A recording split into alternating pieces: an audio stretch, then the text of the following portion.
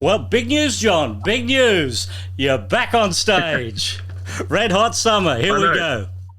I know, how exciting, mate. It's just like Duane McDonald, Red Hot Summer 21. It's just so exciting to know that, you know, there's a promoter out there who's just having a crack, and, you know, certainly the lineup is huge. And, you know, after seeing the NRL Grand Final with 40,000 people and the AFL Grand Final with 30,000 people, you kind of go, where does you know, music figure in this? You know, where does music figure? So it's great to have something to look forward to, and get people back to music. Music's the great healer.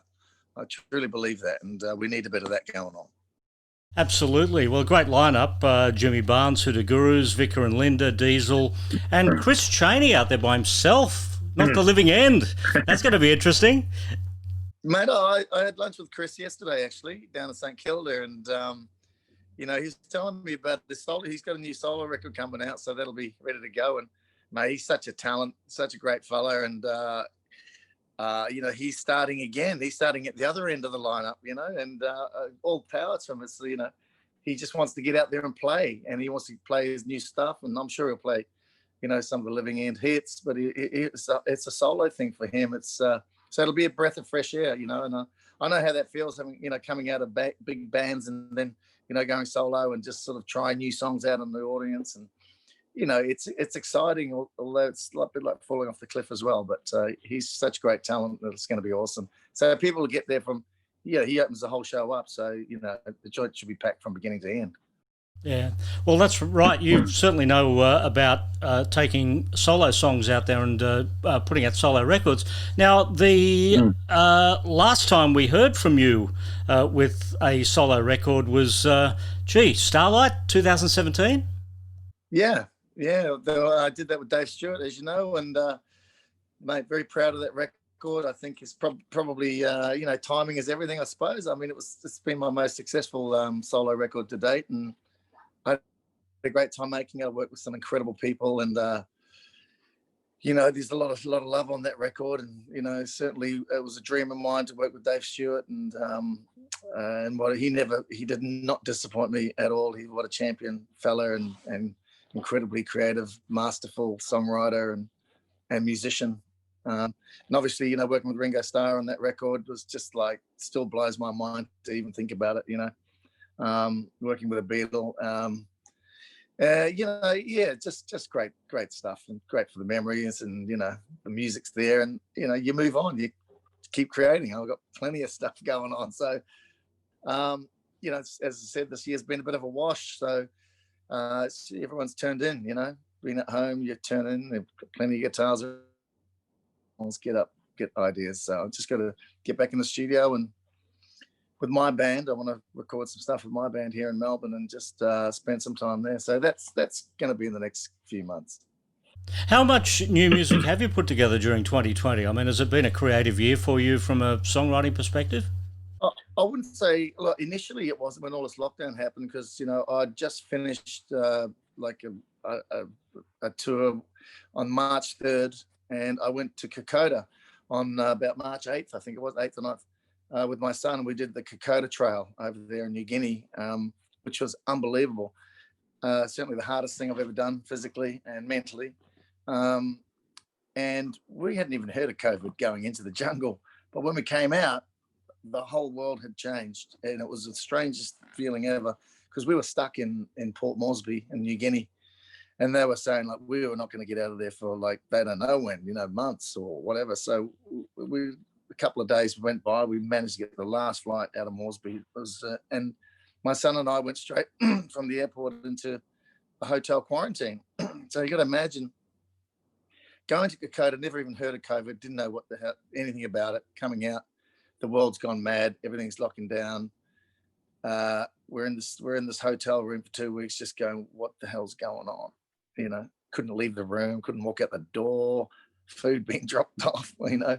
And then the ensuing months, like everybody, we're just in lockdown mode. It was the strangest thing. So from a creative point of view, I was very angry, very angry and confused and just sort of scared, I suppose, to a degree, because, your kids and my grandkids and all that stuff. So you wonder about the future and all that stuff. So first few months, I think I wrote a lot of angry stuff. I haven't quite revisited it, but going into the second lockdown was a bit easier because you kind of knew what to expect. And as hard as that was, that second lockdown, it was a chance to actually just plug back into, the positive things and to look forward to and sort of try and maintain some sort of mental health level, because it went up and down there for a while there, without a doubt. It was like, it was rough, but it's rough on a lot of people out there, and I always count my blessings because these people out there worse off than me. So I think I'm done okay, and I always have to remember that and be grateful and thankful. So yeah, I've got a lot of ideas, a lot of stuff, a lot of bits and pieces, and I'll get those to come to fruition when I get in the studio with my band. And now that we're free, now that we can, leave the house in 25 kilometres, Wow. We'll do some stuff. Have you thought of a set list for 2021 with Red Hot Summer? Last time, or one of the last times I saw you, it was pretty much the best of the entire career. There was Noiseworks, there was solo music in there was INXS, even a Dead Daisy song. Are we still keeping the set list that diverse?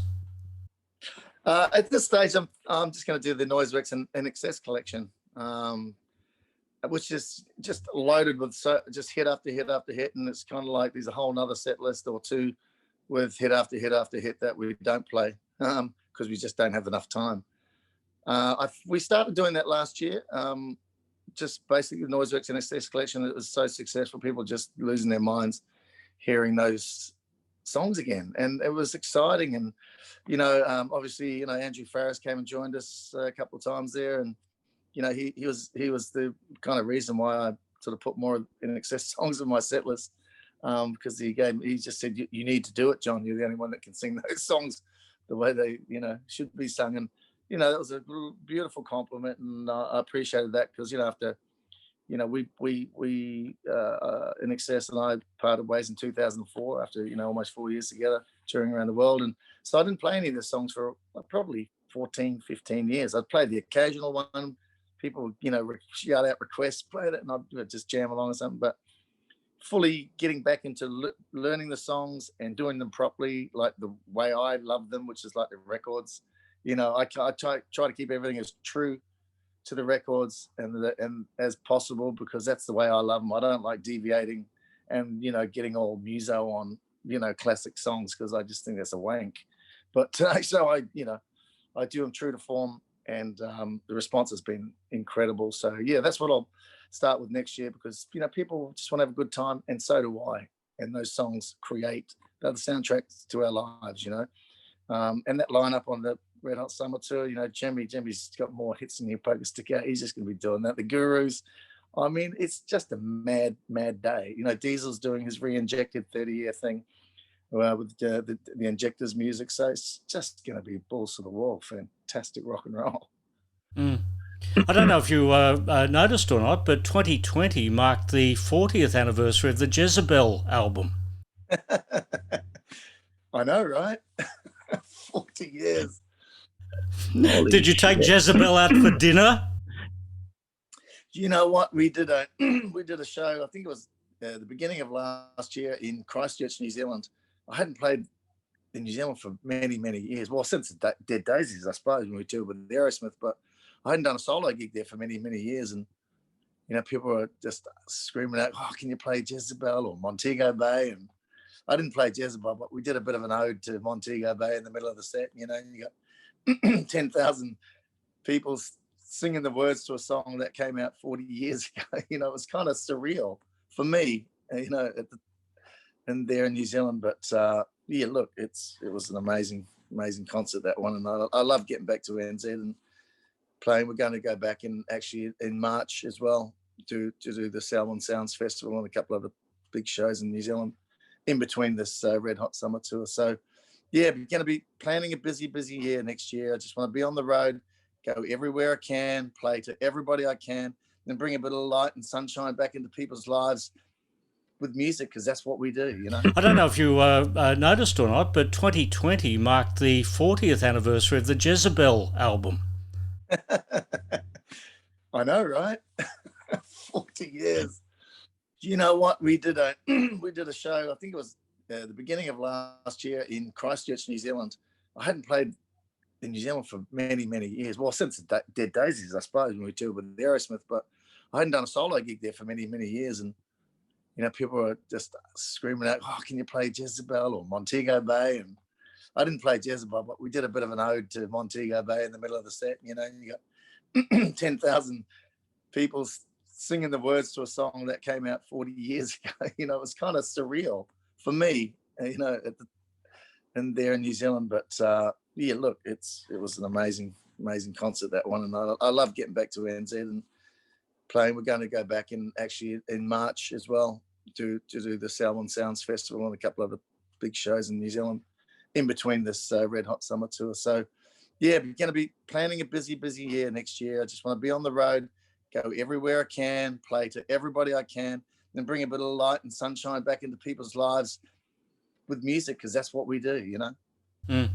Yeah, because that Jezebel album, that was your debut album in 1980. You were 19 years old at the time. How do those songs fit with you now as the elder Jon Stevens? I haven't listened to them. I mean, I hear Jezebel occasionally. I mean, to me, they sound great. I mean, it's a sign of their times, I suppose. But I was just a kid, you know, just starting out. And you know, yeah, it's weird for me to hear that. I'm always being the person that's thinking forward, you know, not, I mean, I don't even listen to Noiseworks records. Having written all that, you know, stuff, you kind of go forward, not backwards. Although we play them because people want to hear them. And that's where they live and breathe for me, is actually live on stage. That's where it all comes together for me. That's where it means everything, because it's coming out of you, you know. When you make a record, you do it and then it's done and you move on to the next thing. But live is always the same. 40 years, 50 years, doesn't matter. When you get up and sing those songs, it's all or nothing, and you are transporting everybody, you know, into a part of their lives with the music that's they've grown up with, and that's a real privilege, and it's something I never take for granted. There was that Noiseworks unreleased album that we were talking about a couple of years ago. It almost came out, then it didn't come out. Has that gone for good? Yeah. Still there, and it's, you know, it's just, I guess, the timing thing. I believe everything happens when it's supposed to happen. I mean, we lost the great Stuart Fraser. He got sick there for a while, and we lost him last year. And, you know, Steve Balby, Kevin Nicol, myself, Justin Stanley, we've all talked about doing stuff together. You know, Justin's been living in America for many, many years, but now he's back in Sydney. So I've already spoken to the boys, and, you know, I'm going up to Sydney, you know, spend Christmas and stuff, and catch up with friends, and we'll definitely I'll definitely be catching up with the Noiseworks boys, and I'm really looking forward to sitting around and, you know, making some music together and talking about that record, and, you know, how we can just sort of, like, you know, add to it, or, you know, or make a whole new record. I don't care. We'll just get in and enjoy being together and make some music together. I'm looking forward to that. And that's not saying Noiseworks is going to get back together. It's just we're all going to be in the same town at the same time for the first time in many, many years, you know. And obviously without Stuart Fraser on guitar, it sort of has a different resonance. But yeah, I think we'll see where it leads. Yeah. Wow. Well, that story to be continued. Yeah. As long as we're breathing, mate, all the stories are to be continued. How true. You know. Well, Red Hot Summer, all getting underway with Jon Stevens, Chris Cheney, Diesel, Vicar and Linda, Hoodoo Gurus, and Jimmy Barnes on the bill. And hello, yeah. Duane McDonald. Duane. Well, Duane's the man, mate. He's so much passion and for Australian music, and, you know, the Red Hot Summer Tour has become such a great brand for him. And, you know, all the artists, we all love Duane. We all love doing this tour. It's become iconic, and you know, everyone wants to do this tour, and I'm, you know, I'm always grateful to be a part of it. Yeah.